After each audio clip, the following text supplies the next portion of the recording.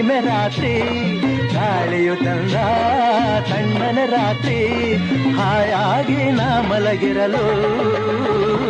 ಈ ನನ್ನ ಮಂಚವು ಮಾತಾಡಿತು ನಿನ್ನನ್ನು ಆಚೆಗೆ ನೂಕೆಂದಿತು ಈ ನನ್ನ ಮಂಚವು ಮಾತಾಡಿತು ನಿನ್ನನ್ನು ಆಚೆಗೆ ನೂಕೆಂದಿತು